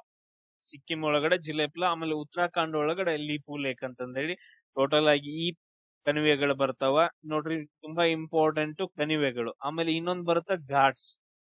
ಈ ಕ್ವಶನ್ಸ್ ಗಳನ್ನ ನಮಗ್ ಕೇಳ್ತಾರ, ಇವುಗಳನ್ನ ನೋಡ್ಕೊಂಡ್ ಇಟ್ಕೊಡ್ರಿ. ಅದಾದ ನಂತರ ನೆಕ್ಸ್ಟ್ ನೋಡ್ರಿ, ಭಾರತದ ರಾಜ್ಯಗಳನ್ನ ಕಬ್ಬಿನ ಉತ್ಪಾದನೆಯಲ್ಲಿ ಇಳಿಕೆ ಕ್ರಮದಲ್ಲಿ ಜೋಡಿಸಿ ಬರೆದ್ರೆ ಯಾವ್ದಕ್ ಫಸ್ಟ್ ಯಾವ್ದು ಸೆಕೆಂಡ್ ಬರುತ್ತೆ ಅಂತಂದ್ ಹೇಳಿ. ಇಲ್ಲಿ ನೋಡ್ರಿ ಯಾವ್ದ್ರಲ್ಲಿ ಜಾಸ್ತಿ ಬೆಳಿತಾರ ಅಂತಂದ್ ಹೇಳಿದ್ರೆ ಉತ್ತರ ಪ್ರದೇಶದೊಳಗಡೆ ಫಸ್ಟ್ ಏನಂತಂದ್ ಹೇಳಿದ್ರೆ ಉತ್ತರ ಪ್ರದೇಶ ಒಳಗಡೆ ಜಾಸ್ತಿ ಬೆಳಿತಾರ. ಅದಾದ ನಂತರ ನೆಕ್ಸ್ಟ್ ಸೆಕೆಂಡ್ ಪ್ಲೇಸ್ ಅಲ್ಲಿ ಎಲ್ಲಿ ಬರುತ್ತೆ ಅಂತಂದ್ ಹೇಳಿದ್ರೆ ಮಹಾರಾಷ್ಟ್ರದೊಳಗಡೆ. ಥರ್ಡ್ ಪ್ಲೇಸ್ ಎಲ್ಲಿ ಅಂತಂದ್ ಹೇಳಿದ್ರೆ ಎಲ್ಲಿ ಬರ್ತೈತಿ ನಮ್ ಕರ್ನಾಟಕದೊಳಗಡೆ. ಅದಾದ ನಂತರ ನೆಕ್ಸ್ಟ್ ಏನಂತಂದ್ ಹೇಳಿದ್ರೆ ತಮಿಳ್ನಾಡದೊಳಗಡೆ. 4ನೇ ಆಪ್ಷನ್ ಏನಂತಂದ್ ಹೇಳಿದ್ರೆ ತಮಿಳ್ನಾಡು. ಈ ತರ ಏನಂತಂದ್ ಹೇಳಿದ್ರೆ ಬರ್ಬೇಕು ಇಳಿಕೆ ಕ್ರಮದಲ್ಲಿ ಜಾಸ್ತಿ, ಅದಾದ ನಂತರ ಕಮ್ಮಿ ಕಮ್ಮಿ ಕಮ್ಮಿ ಅಂತಂದ್ ಹೇಳಿ. ಸೊ ಅತಿ ಹೆಚ್ಚು ಉತ್ತರ ಪ್ರದೇಶ ಒಳಗಡೆ, ಸೆಕೆಂಡ್ ಪ್ಲೇಸ್ ಅಲ್ಲಿ ಮಹಾರಾಷ್ಟ್ರ ಐತೆ. ಈ ತರ ಆಪ್ಷನ್ ಯಾವ್ದೈತಿ ನೋಡ್ರಿ ಸಿ, ಅದಾದ ನಂತರ ಬಿ ADA ಅಂತಂದ್ ಹೇಳಿ CBAD. ಆಪ್ಷನ್ 4 ಏನಂತಂದ್ ಹೇಳಿದ್ರೆ ಕರೆಕ್ಟ್ ಆಗಿರೋ ಇದಾಗತ್ತ. ಅದಾದ ನಂತರ ನಮ್ ಕರ್ನಾಟಕದೊಳಗಡೆ ಅತಿ ಹೆಚ್ಚು ಕಬ್ಬನ್ನ ಬೆಳೆಯುವ ಜಿಲ್ಲೆ ಯಾವ್ದಂತಂದ್ ಹೇಳಿದ್ರೆ ಬೆಳಗಾವಿ ಅಂತಂದ್ ಹೇಳ್ತೀವಿ. ಯಾವ್ದು ಬೆಳಗಾವಿ. ಅದಾದ ನಂತರ ಪ್ರಪಂಚದೊಳಗಡೆ ಅತಿ ಹೆಚ್ಚು ಯಾವ್ದಂತಂದ್ ಹೇಳಿದ್ರೆ ಬ್ರೆಜಿಲ್ ಅಂತಂದ್ ಹೇಳ್ತೀವಿ. ಯಾವ ದೇಶ ಅತಿ ಹೆಚ್ಚು ಕಬ್ಬನ್ನ ಬೆಳೆಯುತ್ತೆ ಬ್ರೆಜಿಲ್. ಅದಾದ ನಂತರ ಸೆಕೆಂಡ್ ಪ್ಲೇಸ್ ಏನಂದ್ರೆ ನಮ್ ಇಂಡಿಯಾಕ್ ಬಂದೈತೆ ಅತಿ ಹೆಚ್ಚೇನಂತಂದ್ರೆ ಸೆಕೆಂಡ್. ಅದಾದ ನಂತರ ಇನ್ನೊಂದ್ ಬರುತ್ತೆ ನೋಡ್ರಿ ಕ್ಯೂಬಾ ಅಂತಂದ್ ಹೇಳ್ತೀವಿ. ಇದನ್ನ ಸಕ್ಕರೆಯ ಬೊಟ್ಟಲು ಅಂತಂದ್ ಹೇಳ್ತೀವಿ. ಪ್ರಪಂಚದ ಸಕ್ಕರೆ ಬೊಟ್ಟಲು ಅಂದ್ರೆ ಇಳುವರಿ ಜಾಸ್ತಿ ಬರುತ್ತೆ ಅಲ್ಲಿ. ನೆಕ್ಸ್ಟ್ ಕ್ಲಿನಿಕಲ್ ಥರ್ಮಾಮೀಟರ್ ನಲ್ಲಿ ಬಲ್ಬ್ ಬಡಿ ಅಂಗದ ಅಂದ್ರೆ ಕಿಂಕ್ ಅನ್ನ ಏಕೆ ಇರುತ್ತೆ ಅಂತಂದ್ ಹೇಳಿ, ಕಂಕ್ ಅಂತಂದ್ ಹೇಳಿ. ನೋಡ್ರಿ ಈ ತರ ಏನಂತಂದ್ ಹೇಳಿದ್ರೆ ಥರ್ಮೋಮೀಟರ್ ಇರುತ್ತೆ. ಥರ್ಮೋಮೀಟರ್ ಒಳಗಡೆ ಏನಂತಂದ್ ಹೇಳಿದ್ರೆ ಈ ಪ್ಲೇಸ್ ಒಳಗಡೆ ಈ ರೀತಿಯಾಗಿ ಹಿಂಗೊಂದು ಸ್ಟ್ರಕ್ಚರ್ ಬರುತ್ತೆ. ಅಂದ್ರೆ ಒಂಥರ ಏನಂತಂದ್ ಹೇಳಿದ್ರೆ ಅದನ್ನ ಕಂಕ್ ಅಂತಂದ್ ಹೇಳ್ತೀವಿ ಅಥವಾ ಕಿಂಕ್ ಏನ್ ಪ್ರೊನೌನ್ಸಿಯೇಷನ್ ಮಾಡ್ತೀವಿ ನೋಡ್ರಿ ಕಂಕ್ ಅಂತಂದ್ ಹೇಳಿ. ಸೊ ಅದ್ ಏನಂತಂದ್ ಹೇಳಿದ್ರೆ ಎದಕ್ ಐತಿ ಅಂತಂದ್ ಹೇಳಿ, ಯಾಕೆ ಇರುತ್ತೆ ಅಂತಂದ್ ಹೇಳಿ. ಈ ತರ ಯೂಸೇಜ್ ಅಂತಂದ್ ಹೇಳಿ ಬಂತು ಅಂತಂದ್ ಹೇಳಿದ್ರೆ ಅಪ್ಲಿಕೇಶನ್ ಏನಾದ್ರು ಬಂದ್ರ ನಿಮ್ಗೆ ಹೇಳ್ತೀನಿ, ನಿಮ್ಗೆ ಆನ್ಸರ್ ಎಲ್ಲಾದ್ರೂ ಗೊತ್ತಿರ್ಲಿಲ್ಲ ಅಂತಂದ್ರೆ 99% ಲಾಂಗೆಸ್ಟ್ ಆನ್ಸರ್ ಕರೆಕ್ಟ್ ಆಗಿರುತ್ತೆ. ಯಾವ್ದು ಕರೆಕ್ಟ್ ಆಗಿರುತ್ತೆ? Longest answer. ಯಾಕಂದ್ರೆ ಅದು ಕರೆಕ್ಟ್ ಆಗಿರುತ್ತೆ, ಆ ರೀಸನ್ ಗೋಸ್ಕರ ಲಾಂಗ್ ಆಗಿರೋ ಆನ್ಸರ್ ಕೊಟ್ಟಿರ್ತಾನ. ಈಗ ನೋಡ್ರಿ, ಇವುಗಳನ್ನೆಲ್ಲ ಚೆಕ್ ಮಾಡಿದ್ರೆ ಯಾವ್ದು ಲಾಂಗೆಸ್ಟ್ ಆನ್ಸರ್ ಐತೆ? ಇದೈತೆ, ಥರ್ಡ್ ಒನ್, ಇದೇ ಕರೆಕ್ಟ್ ಆಗಿರುತ್ತೆ. ಸೊ 100% ಪಾದರಸದ ಮಟ್ಟ ತಾನಾಗಿ ಕೆಳಗೆ ಬೀಳದಂತೆ ತಡೆಯಲು ಇದನ್ನ ಕಿಂಕ್ ಅನ್ನ ಯೂಸ್ ಮಾಡ್ತಾರ. Longest answer. ಎಸ್, ಪಾದರಸವನ್ನ ನಾವು ಹೆಂಗ್ ಬರಿತೀವಿ? HG ಅಂತಂದ್ ಹೇಳ್ತೀವಿ. ಪಾದರಸದ ನಾವು ಫಾರ್ಮುಲಾ, ಕೆಮಿಕಲ್ ಫಾರ್ಮುಲಾ ಏನಂತಂದ್ ಹೇಳ್ತೀವಿ ಅಂದ್ರೆ HG ಅಂತಂದ್ ಹೇಳ್ತೀವಿ. ಥರ್ಮೋಮೀಟರ್ ಅಲ್ಲಿ ಏನನ್ನ ಬಳಸ್ತಾರ? HG ಅನ್ನ ಬಳಸ್ತಾರ. ಪಾದರಸವನ್ನ, ಥರ್ಮೋಮೀಟರ್ ಅನ್ನ ಎದಕ್ ಯೂಸ್ ಮಾಡ್ತಾರ ಅಂತಂದ್ ಹೇಳಿದ್ರೆ ಟೆಂಪರೇಚರ್ ಅನ್ನ ಕಂಡುಹಿಡಿಯೋಕೆ ಯೂಸ್ ಮಾಡ್ತಾರ. ನೆಕ್ಸ್ಟ್ ನೋಡ್ರಿ, ಇದ್ರಲ್ಲಿ ಯಾವ್ದು ಸರಿ ಅಂತಂದ್ ಹೇಳಿ. ನೀರು ದ್ರವದಿಂದ ಆವಿಯಾದಾಗ ಶಾಖವನ್ನ ಹೀರಿಕೊಳ್ಳುತ್ತದೆ, ಆವಿ ದ್ರವವಾದಾಗ ಶಾಖವನ್ನ ಬಿಡುತ್ತದೆ ಅಂತಂದ್ ಹೇಳಿ. ಈಗ ನೋಡ್ರಿ, ನೀರ್ ಐತೆ, ನೀರ್ ಇದೇನಂತಂದ್ ಹೇಳಿದ್ರೆ ಅದು ದ್ರವ ರೂಪದಲ್ಲಿ ಐತೆ, ಲಿಕ್ವಿಡ್ ಸ್ಟೇಟ್ ಅಲ್ಲಿ ಐತೆ. ಅದೇನಾಗ್ಬೇಕು? ಆವಿ ಆಗ್ಬೇಕು. ಆವಿ ಆಗ್ಬೇಕಂತಂದ್ ಹೇಳಿದ್ರೆ ಏನ್ ಮಾಡ್ಬೇಕು? ನೀರಿಗೆ ನಾವು ಶಾಖವನ್ನ ಕೊಡ್ಬೇಕು, ಕರೆಕ್ಟಾ? ನೀರಿಗೆ ನಾವು ಹೀಟ್ ಅನ್ನ ಕೊಡ್ಬೇಕು. ಅವಾಗ ಏನಾಗತ್ತೆ? ನೀರ್ ಇದ್ದಿದ್ದು ಆವಿಯಾಗಿ ಹೋಗುತ್ತ. ಅಂದ್ರೆ ನೀರ್ ಏನಂತಂದ್ ಹೇಳಿದ್ರೆ ಶಾಖವನ್ನ ಹೀರಿಕೊಂಡು ಆವಿಯಾಗಿ ಹೊರಗಡೆ ಹೋಗುತ್ತ. ಸೊ ಆಪ್ಷನ್ ಅಂದ್ರೆ ಎ ಕರೆಕ್ಟ್ ಐತೆ. ನೆಕ್ಸ್ಟ್, ಆವಿ ದ್ರವವಾದಾಗ ಶಾಖವನ್ನ ಬಿಡುತ್ತ. ಈಗ ನೋಡ್ರಿ, ಫುಲ್ ಹೀಟ್ ಇರೋ ನೀರ್ ಇರುತ್ತೆ, ಅದ್ರಲ್ಲಿ ಏನಂತಂದ್ರೆ ಅದು ಆವಿ ರೂಪದಲ್ಲಿ ಇರುತ್ತೆ, ಕುದಿತಾ ಇರುತ್ತೆ. ಅದೇನಾಗ್ಬೇಕಂದ್ರೆ ದ್ರವ ರೂಪದಲ್ಲಿ ಬರ್ಬೇಕು, ಅಂದ್ರೆ ನಾರ್ಮಲ್ ನೀರಿನ ರೂಪದಲ್ಲಿ ಬರ್ಬೇಕು. ಅವಾಗ ಏನ್ ಮಾಡುತ್ತೆ? ಸೊ ಇಲ್ಲಿ ನೀರ್ನಲ್ಲಿರುವ ಶಾಖವನ್ನ ಬಿಡುಗಡೆ ಮಾಡತ್ತಲ್ಲ, ಹೊರಗಡೆ ಬಿಡುಗಡೆ ಮಾಡತ್ತ. ಅಂದ್ರೆ ಇದು ಕರೆಕ್ಟ್ ಆಗೈತೆ. ಅಂದ್ರೆ ಇಲ್ಲಿ ಏನದಾವ ಅಂದ್ರೆ ಎರಡೂ ಸರಿ ಅದಾವ. ಎ ಮತ್ತು ಬಿ ಏನಂತಂದ್ರೆ ಇಲ್ಲಿ ಎರಡೂ ಸರಿ ಅದಾವ. ಇಲ್ಲಿ ನೋಡ್ರಿ, ನೀರಿನ ಕುದಿಯುವ ಬಿಂದು ಅಂತಂದ್ ಹೇಳಿದ್ರ 100°C ಅಂತಂದ್ ಹೇಳ್ತೀವಿ. ನೀರಿನ ಸಾಂದ್ರತೆ ಅತಿ ಹೆಚ್ಚು ಯಾವುದ್ರಲ್ಲಿ ಇರುತ್ತೆ ಅಂತಂದ್ರೆ 4°C ಅಲ್ಲಿ ಇರುತ್ತೆ. ಸೊ ನೀರಿನ ಸಾಂದ್ರತೆ ಅತಿ ಹೆಚ್ಚು ಎಲ್ಲಿರುತ್ತಪ್ಪ ಅಂದ್ರ 4°C ಒಳಗಡೆ ಇರುತ್ತೆ. ಇದನ್ನ ನೀವು ನೆನ್ಪಿಟ್ಕೋಬೇಕು. ನೋಡ್ರಿ, ಬಟಾಣಿ ಗಿಡದ ಬೇರುಗಳಲ್ಲಿ ಸಾರಜನಕ ಸ್ಥಿರೀಕರಣಕ್ಕೆ ಸಹಾಯ ಮಾಡುವಂತಹ ಬ್ಯಾಕ್ಟೀರಿಯಾ ಯಾವುದು ಅಂತಂದೇಳಿ. ಇದು ಅಂತಲ್ಲ, ಈಗ ಬಟಾಣಿ ಗಿಡ ಅಂತಂದಷ್ಟೇ ಅಲ್ಲ, ದ್ವಿದಳ ಧಾನ್ಯಗಳನ್ನ ಯಾವ ಬೇಕಾದ್ ತಗೊಳ್ರಿ, ಆ ಗಿಡದ ಬೇರುಗಳಲ್ಲಿ ಏನಂತಂದ್ರೆ ಸಣ್ಣ ಸಣ್ಣ ಗಂಟುಗಳಿರ್ತಾವ. ಈ ರೀತಿಯಾಗಿ ಏನಂತಂದ್ರೆ ಸಣ್ಣ ಸಣ್ಣ ಗಂಟುಗಳಿರ್ತಾವ. ಇವುಗಳಲ್ಲಿ ಏನಂತಂದ್ ಹೇಳಿದ್ರ, ಇವುಗಳನ್ನ ಏನ್ ಮಾಡ್ತಾರಂದ್ರ ಮನಿ ಒಳಗಡೆ ನೀವ್ ಎಲ್ಲಾದ್ರೂ ಹೊಲದಲ್ಲಿ ಕೆಲಸ ಮಾಡುವಾಗ ಈ ತರ ಕಿತ್ಬಿಟ್ರಿ ಅಂತಂದ್ ಹೇಳಿದ್ರೆ, ಗಿಡಗಳನ್ನ ಕೀಳುವಾಗ ನಾವೇನ್ ಹೇಳ್ತೀವಿ? ಒಂದು ಕೊರತ್ ತೆಗಿತೀವಿ. ಇಲ್ಲ ಅಂತಂದ್ ಹೇಳಿದ್ರೆ ಮಣ್ಣನ್ನ ಕರೆಕ್ಟ್ ಆಗಿ ಜಾಡ್ಸ್ರಪ್ಪ, ಕೆಳಗಡೆ ಬಿಡ್ರಿ ಅಂತಂದ್ ಹೇಳ್ತಾರೆ. ಯಾಕಂತಂದ್ ಹೇಳಿದ್ರೆ ಇದು ಫಲವತ್ತಾಗಿರುವಂತಹ ಮಣ್ಣನ್ನ ಒಳಗೊಂಡಿರುತ್ತೆ. ಅಂದ್ರೆ ಅದ್ರಲ್ಲಿ ಏನಿರುತ್ತೆ? ಸಾರಜನಕ ಇರುತ್ತೆ, ನೈಟ್ರೋಜನ್ ಇರುತ್ತೆ. ಆ ರೀಸನ್ಗೋಸ್ಕರ. ಈಗ ನೋಡ್ರಿ, ವಾತಾವರಣದಲ್ಲಿ ನೈಟ್ರೋಜನ್ ಐತೆ, ಅದೇನಂದ್ರೆ ಭೂಮಿ ಒಳಗಡೆ ಹೋಗ್ಬೇಕಲ್ಲ, ಅದ್ ಹೆಂಗ್ ಹೋಗತ್ತೆ? ಏನಾಗತ್ತಂದ್ರ ರೈಸೋಬಿಯಂ ಅನ್ನೋ ಒಂದು ಬ್ಯಾಕ್ಟೀರಿಯಾ ಏನ್ ಮಾಡತ್ತಂದ್ರೆ ಹೆಲ್ಪ್ ಮಾಡತ್ತ. ಇಲ್ಲಿ ರೈಸೋಬಿಯಂ ಬ್ಯಾಕ್ಟೀರಿಯಾ ಏನ್ ಮಾಡತ್ತ? ವಾತಾವರಣದಲ್ಲಿರುವ ನೈಟ್ರೋಜನ್ ಅನ್ನ, ಸಾರಜನಕವನ್ನ ಯಾವ ರೂಪದಲ್ಲಿ? NH3 ಅಮೋನಿಯಾ ರೂಪದಲ್ಲಿ ಕನ್ವರ್ಟ್ ಮಾಡತ್ತ. ಅಮೋನಿಯಾ ರೂಪದಲ್ಲಿ ಕನ್ವರ್ಟ್ ಮಾಡಿ ಅದನ್ನ ಏನ್ ಮಾಡತ್ತ? ಮಣ್ಣಿನಲ್ಲಿ ಮಿಕ್ಸ್ ಮಾಡತ್ತ. ಆಮೇಲೆ ಅದ್ರ ಗಂಟುಗಳಲ್ಲಿ ಏನ್ ಮಾಡತ್ತಂದ್ರೆ ಸ್ಟೋರ್ ಮಾಡಿರುತ್ತೆ. ಇದರಿಂದ ಸಸ್ಯಗಳ ಬೆಳವಣಿಗೆ ಜಾಸ್ತಿ ಆಗತ್ತ. ಒನ್ ಟೈಮ್ ನಮ್ಗ ಅದು ಪ್ರಾಪರ್ ಆಗಿ ವರ್ಕ್ ಆಗ್ಲಿಲ್ಲ ಅಂತಂದ್ ಹೇಳಿದ್ರೆ ಅವಾಗ ಏನ್ ಮಾಡ್ತೀವಿ? NPK ಅನ್ನೋ ಒಂದು ಗೊಬ್ಬರವನ್ನ ಕೊಡ್ತೀವಿ. ನೈಟ್ರೋಜನ್, ಫಾಸ್ಫರಸ್, ಪೊಟ್ಯಾಷಿಯಂ, ಈ NPK ಇರುವಂತಹ ಗೊಬ್ಬರಗಳನ್ನ, ರಾಸಾಯನಿಕ ಗೊಬ್ಬರಗಳನ್ನ ಸಿಂಪಡಿಸ್ತೀವಿ. ಇದೆಲ್ರಿಗೂ ಗೊತ್ತೈತಲ್ಲ. ನೆನ್ಪಿಟ್ಕೊಡ್ರಿ, ರೈಸೋಬಿಯಂ ಅನ್ನೋ ಒಂದು ಬ್ಯಾಕ್ಟೀರಿಯಾ. ಈಗ ನೋಡ್ರಿ, ಇವು ಸಸ್ಯಗಳು. ಅದಾದ ನಂತರ ನೆಕ್ಸ್ಟ್ ಬ್ಯಾಕ್ಟೀರಿಯಾ. ಸಸ್ಯಗಳು ಮತ್ತು ಬ್ಯಾಕ್ಟೀರಿಯಾಗಳು ಒಂದಕ್ಕೊಂದು ಏನಂತಂದ್ ಹೇಳಿದ್ರ ಏನಾಗಿ ಇದು ಆಗಿದಾವ? ಡಿಪೆಂಡ್ ಆಗ್ಬಿಟ್ಟು ಜೀವನವನ್ನ ನಡೆಸ್ತಾ ಇದಾವಲ್ಲ. ಇದನ್ನ ನಾವೇನಂತ ಕರಿತೀವಿ ಅಂದ್ರೆ ಸಿಂಬಯೋಸಿಸ್ ಅಂತಂದ್ ಹೇಳಿ ಕರಿತೀವಿ. ಏನಂತ ಕರಿತೀವಿ? ಸಿಂಬಯೋಸಿಸ್ ಅಂತಂದ್ ಹೇಳಿ ಕರಿತೀವಿ. ಇದು ಕೂಡ ಕ್ವಶನ್ ಅನ್ನ ನೀವು ಕೇಳ್ಬಹುದು. ನೆಕ್ಸ್ಟ್ ನೋಡ್ರಿ, ಜೇನುನೊಣಗಳು ಆಹಾರದ ದೂರವನ್ನ ತಮ್ಮ ಸಂಗಾತಿಗಳಿಗೆ ಹೇಗೆ ತಿಳಿಸುತ್ತವೆ? ಜೇನುನೊಣಗಳು ಆಹಾರದ ದೂರವನ್ನ ತಮ್ಮ ಸಂಗಾತಿಗಳಿಗೆ ಹೆಂಗ್ ತಿಳಿಸ್ತವ? ಇದು ನೋಡ್ರಿ, ಜೇನುನೊಣಗಳು ಏನ್ ಮಾಡ್ತಾವ ಅಂತಂದ್ ಹೇಳಿದ್ರೆ ನೃತ್ಯವನ್ನ ಮಾಡ್ತವೆ. ಯಾವ ನೃತ್ಯ? ಈ ತರ ನೃತ್ಯ, ರೌಂಡ್ ಅಂಡ್ ವ್ಯಾಗ್ಲಾ ನೃತ್ಯ ಅಂತಂದ್ ಹೇಳ್ತೀವಿ. ಈಗ ಬೆಸ್ಟ್ ಎಕ್ಸಾಂಪಲ್, ಆಹಾರ ಎಲ್ಲಾದ್ರೂ ಹತ್ತಿರ ಇತ್ತು ಅಂತಂದ್ ಹೇಳಿದ್ರೆ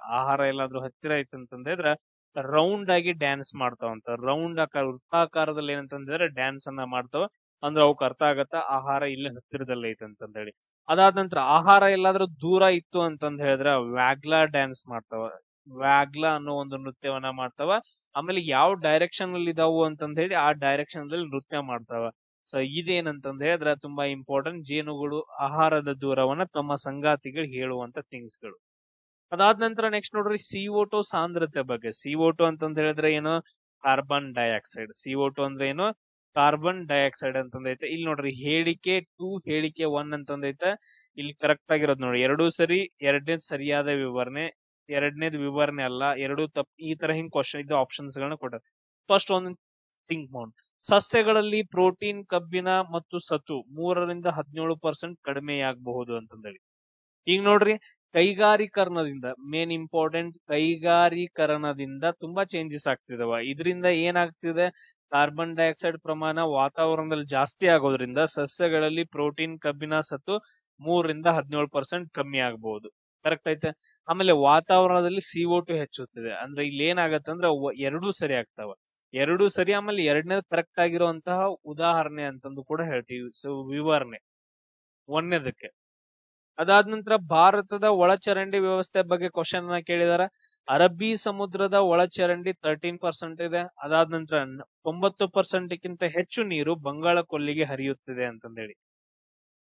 ಇಲ್ಲಿ ನೋಡ್ರಿ, ಒಳಚರಂಡಿ ಅಂತಂದ್ ಹೇಳಿದ್ರ ನೀವು ಈ ತರ ತಿಳ್ಕೊಕ್ ಹೋಗ್ಬೇಡ್ರಿ. ನಮ್ಮಲ್ಲಿ ಎಲ್ಲಾ ಇದಾವಲ್ಲ ಸಿಟಿ ಒಳಗಡೆ, ಆ ಒಳಚರಂಡಿ ಸಿವೇಜ್ ವಾಟರ್ ಅಂತ ಅನ್ಕೋಕ್ ಹೋಗ್ಬೇಡ್ರಿ. ರಿವರ್ ಸಿಸ್ಟಮ್ ಇದೇನಂತಂದ್ ಹೇಳಿದ್ರೆ ರಿವರ್ ಸಿಸ್ಟಮ್ ಅಂತಂದ್ ಹೇಳ್ತೀವಿ. ಇವಾಗ ಅರಬ್ಬಿ ಸಮುದ್ರದ ಈ ಕಡೆ ಅಂತಂದ್ ಹೇಳಿದ್ರ ಅರಬ್ಬಿ ಸಮುದ್ರದ ಒಳಚರಂಡಿ ಅಂದ್ರ ನದಿಗಳು ಎಷ್ಟ್ ಹರಿತಾವ ಅಂತಂದ್ರೆ 13% ಐತಿ ಅಂತಂದ್ ಹೇಳಿ, 13%. ಅದಾದ ನಂತರ ಈ ಕಡೆ ಎಷ್ಟ್ ಐತಿ ಅಂತಂದ್ ಹೇಳಿ ನಾವು ಕರೆಕ್ಟ್ ಆಗಿ ನೋಡ್ಕೋಬೇಕು. ಒಂದ್ ಸ್ಟೇಟ್ಮೆಂಟ್, 90% ಗಿಂತ ಹೆಚ್ಚು ನೀರು ಬಂಗಾಳ ಕೊಲ್ಲಿ ಹೋಗಿ ಸೇರುತ್ತೆ. S, almost. ಯಾಕಂತಂದ್ ಹೇಳಿದ್ರೆ ಈ ಕಡೆ ಎತ್ತರ ಐತೆ, ಈ ಕಡೆ ಏನಂತಂದ್ ಹೇಳಿದ್ರೆ ವೆಸ್ಟರ್ನ್ ಘಾಟ್ಸ್ ಗಳು ಇರೋದ್ರಿಂದ ಎತ್ತರ ಐತೆ. ಎಲ್ಲಾ ನದಿಗಳು ಆ ಕಡೆನ ಹರಿತಾವ. ಗಂಗಾ ನದಿ ಹರಿಯುತ್ತ, ಬ್ರಹ್ಮಪುತ್ರ ಹರಿಯುತ್ತ, ಯಮುನಾ ನದಿ ಹೋಗಿ ಸೇರುತ್ತ. ಅಂದ್ರೆ ದೊಡ್ಡ ದೊಡ್ಡ ನದಿಗಳು, ಗೋದಾವರಿ, ಕೃಷ್ಣ, ಕಾವೇರಿ, ಅಂದ್ರೆ ಅತಿ ಹೆಚ್ಚು ನೀರ್ ಏನಂದ್ರ ಬಂಗಾಳ ಕೊಲ್ಲಿಯನ್ನ ಸೇರುತ್ತ. ಇದು ನಾವು ಜನರಲ್ ಆಗಿ ಥಿಂಕ್ ಮಾಡೋದು. ಅಂದ್ರೆ 90% ಗಿಂತ ಹೆಚ್ಚು ನೀರು ಬಂಗಾಳ ಕೊಲ್ಲಿಗೆ ಹೋಗಿ ಸೇರುತ್ತೆ. ಅದು 100% ಕರೆಕ್ಟ್. ಬಿ ಏನಂತಂದ್ ಹೇಳಿದ್ರೆ ಕರೆಕ್ಟ್ ಐತಿ. ಅದಾದ ನಂತರ ಅರಬ್ಬಿ ಸಮುದ್ರದ ಒಳಚರಂಡಿ ಅಂದ್ರೆ ನದಿ ರಿವರ್ ಸಿಸ್ಟಮ್ 13% ಐತಾ? ಇಲ್ಲ, ಜಾಸ್ತಿ ಐತಾ. ಸೊ ಇದೇನಂತಂದ್ ಹೇಳಿದ್ರೆ ಬಂಗಾಳ ಕೊಲ್ಲಿ ಕಡೆಗೆ 77% ಏನಂದ್ರ ರಿವರ್ ಸಿಸ್ಟಮ್ ಇತ್ತಂದ್ರ. ಸೊ ಉಳಿದೇನಂತಂದ್ ಹೇಳಿದ್ರೆ 23% ಅಷ್ಟು ಯಾವ ಕಡೆ ಐತೆ, ಅರಬ್ಬಿ ಸಮುದ್ರ ಕಡೆ ಐತೆ. ಯಾಕಂದ್ರೆ ಅಲ್ಲಿ ಕೂಡ ನದಿಗಳು ಬಾಳ ಅದಾವ. ಈಗ ನೋಡ್ರಿ, ಮೇಲ್ಗಡೆಯಿಂದ ಸ್ಟಾರ್ಟ್ ಮಾಡಿದ್ವಿ ಅಂತಂದ್ ಹೇಳಿದ್ರೆ ಈ ಪ್ರದೇಶದಲ್ಲಿ ಲೂನಿ ನದಿ ಬರುತ್ತ, ಸಬರ್ಮತಿ ನದಿ, ಅದಾದ ನಂತರ ನೆಕ್ಸ್ಟ್ ನರ್ಮದಾ ನದಿ, ತಾಪಿ ನದಿ. ಆಮೇಲೆ ನೆಕ್ಸ್ಟ್ ನಮ್ ಕರ್ನಾಟಕದಲ್ಲಿ ಎಷ್ಟೊಂದು ನದಿಗಳು ಬರ್ತಾವ, ಮಾಂಡೋವಿ ನದಿ. ಮಹಾರಾಷ್ಟ್ರದಲ್ಲಿ ಎಷ್ಟೊಂದು ನದಿಗಳ ಕಡೆ ಹರಿತಾವ. ಕೇರಳದಲ್ಲಿ ಇಡುಕಿ ರಿವರ್ ಬರ್ತೈತೆ, ಪೆರಿಯಾರ್ ಬರ್ತೈತೆ. ಸೊ ಎಷ್ಟೊಂದು ನದಿಗಳು ಹರಿತಾವ. ಅವುಗಳೆಲ್ಲ ಏನಂತಂದ ಹೇಳಿದ್ರ ಅರಬ್ಬಿ ಸಮುದ್ರದ ಕಡೆಗೆ.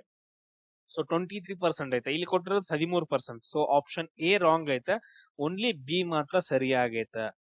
ಎಸ್, ಇಲ್ಲಿ ನಿಮಗ್ ಒಂದ್ ಕ್ವಶನ್ ಏನಂತಂದ್ರೆ ಅದ್ರ ಕೃಷ್ಣಾ ನದಿ ಎಲ್ಲಿ ಹುಟ್ಟುತ್ತ, ಅದಾದ ನಂತರ ನೆಕ್ಸ್ಟ್ ಗೋದಾವರಿ ನದಿ ಎಲ್ಲಿ ಹುಟ್ಟುತ್ತ ಅಂತಂದೇಳಿ. ಈ ಎರಡೂ ನದಿಗಳು ಎಲ್ಲಿ ಹುಟ್ಟತಾವ ಅಂತಂದೇಳಿ ನನಗ ನೀವು ಕಮೆಂಟ್ ಅನ್ನ ಹಾಕ್ಬೇಕು. ನೆಕ್ಸ್ಟ್ ನೋಡ್ರಿ, ಯಮುನಾ ನದಿ, ಯಮುನಾ ನೀವು ಕರೆಕ್ಟ್ ಆಗಿ ಅರ್ಥ ಮಾಡ್ಕೊಂಡ್ರಿ ಅಂತಂದ್ ಹೇಳಿದ್ರೆ ನಮ್ಮ ಪುರಾಣಗಳಲ್ಲೆಲ್ಲ ಹೇಳ್ತಾರ ಯಮುನಾ ಬಗ್ಗೆ.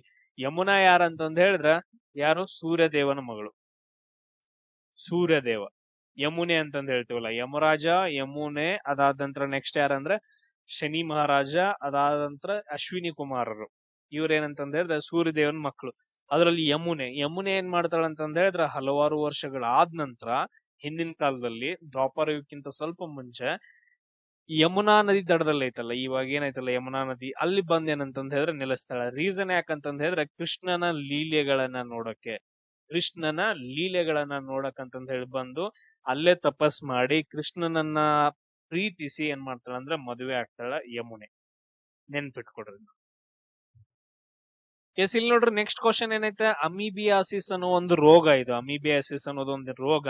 ಇದು ಯಾವ್ದ್ರ ಮೂಲಕ ಹರಿಯತ್ತಂತಂದ್ರೆ ನೀರು ಮತ್ತು ಆಹಾರದ ಮೂಲಕ, ನೀರು ಮತ್ತು ಆಹಾರದ ಮೂಲಕ ಹರಡ. ಸೊ ಇದಕ್ಕೆ ಮೇನ್ ಒಂದು ಸಾಧನ ಯಾವ್ದಂತಂದ್ರೆ ಹರಡೋಕೆ ನೊಣ ಅಂತಂದ ಹೇಳ್ತೀವಿ. ಸೊ ಇದು ಕರೆಕ್ಟ್ ಆಗೈತೆ, ಆಪ್ಷನ್ ಎ. ಆಮೇಲೆ ಮಲೇರಿಯಾ ಯಾವ್ದ್ರಿಂದ, ಕಲುಷಿತ ಆಹಾರದಿಂದ. ಕಲುಷಿತ ಆಹಾರದಿಂದ ಅಲ್ಲ, ಸೊಳ್ಳೆ ಕಡಿತದಿಂದ, ಹೆಣ್ಣು ಸೊಳ್ಳೆ ಅನಾಫಿಲಿಸ್ ಅನ್ನೋ ಒಂದು ಹೆಣ್ಣು ಸೊಳ್ಳೆಯಿಂದ ಮಲೇರಿಯಾ ಬರುತ್ತೆ. ನೆಕ್ಸ್ಟ್ ಥರ್ಡ್ ಒನ್ ನ್ಯೂಮೋನಿಯಾ, ಸೊಳ್ಳೆಯಿಂದ ಬರಂಗಿಲ್ಲ ಇದು. ನ್ಯೂಮೋನಿಯಾ ಅನ್ನೋ ಒಂದು ರೋಗ ಶ್ವಾಸಕೋಶದ ಸೋಂಕಿದು, ಶ್ವಾಸಕೋಶಕ್ಕೆ ಬರುವಂತ ಒಂದು ಸೋಂಕು. ಇದು ನ್ಯೂಮೋನಿಯಾ ಬರಂಗಿಲ್ಲ. ಅದಾದ ನಂತರ ಟೈಫಾಯ್ಡ್ ಐತಲ್ಲ, ಇದು ಕಲುಷಿತ ನೀರಿನಿಂದ ಬರುತ್ತೆ. ಕರೆಕ್ಟ್ ಐತೆ, ಕಲುಷಿತ ನೀರು. ಎ ಮತ್ತು ಡಿ ಮಾತ್ರ ಸರಿಯಾಗಿದಾವ, ಉಳಿದೆಲ್ಲ ರಾಂಗ್ ಆಗಿದಾವ. ನೆಕ್ಸ್ಟ್ ನೋಡ್ರಿ, ಸಬ್ಲಿಮೇಷನ್ ಅಂದ್ರೆ ಏನು, ಉತ್ಪತನ ಅಥವಾ ಸಬ್ಲಿಮೇಷನ್ ಅಂದ್ರೆ ಏನು. ಡೈರೆಕ್ಟ್ ಆಗಿ ಏನಂತಂದ್ ಹೇಳಿದ್ರೆ ಸಾಲಿಡ್ ಇಂದ ಗ್ಯಾಸ್ ಆಗೋದು. ಸಾಲಿಡ್ ಇಂದ ಏನಂತಂದ ಹೇಳಿದ್ರೆ ಗ್ಯಾಸ್ಗೆ ಆಗುವ ಸ್ಥಿತಿ, ಘನದಿಂದ ಅನಿಲ ರೂಪಕ್ಕೆ ಬರುವಂತ ಸ್ಥಿತಿಯನ್ನ ನಾವು ಉತ್ಪತನ ಅಥವಾ ಸಬ್ಲಿಮೇಷನ್ ಅಂತಂದ ಹೇಳ್ತೀವಿ. ಇದು ಲಿಕ್ವಿಡ್ ಸ್ಟೇಟಿಗೆ ಬರೋದಿಲ್ಲ, ಡೈರೆಕ್ಟ್ ಆಗಿ ಸಾಲಿಡ್ ಇಂದ ಗ್ಯಾಸ್. ಬೆಸ್ಟ್ ಎಕ್ಸಾಂಪಲ್ ಕರ್ಪೂರ. ಈಗ ನೋಡ್ರಿ, ಕರ್ಪೂರ ನೀವು ಹಚ್ಚಿದ್ರಿ ಅಂತಂದ ಹೇಳಿದ್ರ ಅದು ಬೆಂಕಿ ಹತ್ಕೊಳತ್ತೆ, ನೀರಾಗ ಹೆರಂಗಿಲ್ಲ. ಅದು ಡೈರೆಕ್ಟ್ ಆಗಿ ಏನಂತಂದ ಹೇಳಿದ್ರ ಹೊಗಿ ಬಂದ್ಬಿಟ್ಟು ಸುಟ್ಬಿಟ್ಟು ಹೊರಟೋಗ್ಬಿಡತ್ತೆ. ನೀವೆಲ್ಲರೂ ಚೆಕ್ ಮಾಡಿರ್ಬೋದು. ಸೊ ಇದು ಬೆಸ್ಟ್ ಎಕ್ಸಾಂಪಲ್. ಇದೊಂದು ಫಿಸಿಕಲ್ ಚೇಂಜ್ ಅಂತಂದ ಹೇಳ್ತೀವಿ, ನೆನ್ಪಿಟ್ಕೊಳ್ರಿ. ನೆಕ್ಸ್ಟ್, ಜೈವಿಕ ವೈವಿಧ್ಯತೆಯ ನಷ್ಟಕ್ಕೆ ಪ್ರಮುಖ ಕಾರಣ ಏನು? ಜೈವಿಕ ವೈವಿಧ್ಯತೆಗೆ ಪ್ರಮುಖ ಕಾರಣ ಏನಂತಂದ ಹೇಳಿದ್ರೆ ಆವಾಸ ಸ್ಥಾನ ನಾಶ. ಈಗ ನೋಡ್ರಿ, ನಮ್ ಮನಿಗಳನ್ನ ನಾವು ನಾಶ ಮಾಡಿದ್ವಿ ಅಂತಂದ ಹೇಳಿದ್ರೆ ನಾವು ದಿಕ್ಕಾಪಾಲ ಅಲ್ಲ, ಬೀದಿಪಾಲ. ಸೇಮ್ ಹಂಗೆ ಏನಂತಂದ ಹೇಳಿದ್ರೆ ಜೀವಿಗಳ ಆವಾಸ ಸ್ಥಾನಗಳನ್ನ ನೀವು ಎಲ್ಲಾದ್ರೂ ನಾಶ ಮಾಡಿದ್ರಿ ಅಂತಂದ ಹೇಳಿದ್ರೆ ಅಲ್ಲಿ ಎಲ್ಲಾನು ನಷ್ಟ ಆಗತ್ತ. ಅದಾದ ನಂತರ ಹೈಬ್ರಿಡ್ ಬೆಳೆ, ವಿದೇಶಿ ಬೆಳೆ, ಅನ್ಯ ಜಾತಿ ಆಕ್ರಮಣ ಇವೆಲ್ಲ ಬರಂಗಿಲ್ಲ. ಮೇನ್ ಆವಾಸ ಸ್ಥಾನ. ನೆಕ್ಸ್ಟ್, ಇದರಲ್ಲಿ ಯಾವ್ದು ಹಾರ್ಮೋನ್ ಅಲ್ಲ ಅಂತಂದೇಳಿ, ಇದರಲ್ಲಿ ಹಾರ್ಮೋನ್ ಯಾವ್ದಲ್ಲ ಅಂತಂದ ಹೇಳ್ಕೊಟ್ಟಿದ್ದಾರೆ. ನೆಕ್ಸ್ಟ್ ನೋಡ್ರಿ, ಇನ್ಸುಲಿನ್ ಅಂತಂದ ಹೇಳಿ ಬರುತ್ತಾ, ಇದು ಮೆದೋಜೀರಕ ಗ್ರಂಥಿಯಿಂದ ಬಿಡುಗಡೆ ಆಗತ್ತೆ. ಅದರಿಂದ ಮೆದೋಜೀರಕ ಗ್ರಂಥಿಯಿಂದ ಬಿಡುಗಡೆ ಆಗತ್ತ. ಇದೇನ್ ಮಾಡತ್ತಂದ್ರ ಬ್ಲಡ್ ಒಳಗಡೆ ಗ್ಲೂಕೋಸ್ ಅನ್ನ ಮೇಂಟೈನ್ ಮಾಡುತ್ತ. ಇದು ತುಂಬಾ ಇಂಪಾರ್ಟೆಂಟ್. ಸೊ ಇದೆಲ್ಲಾದ್ರೂ ಇನ್ಸುಲಿನ್ ಕಮ್ಮಿ ಆಯ್ತು ಅಂತಂದ ಹೇಳಿದ್ರೆ ನಮ್ಗ ಡಯಾಬಿಟಿಸ್ ರೋಗ ಬರುತ್ತೆ. ಯಾವ್ದು ಬರುತ್ತೆ? ಡಯಾಬಿಟಿಸ್, ಸಕ್ಕರೆ ರೋಗ ಬರುತ್ತೆ.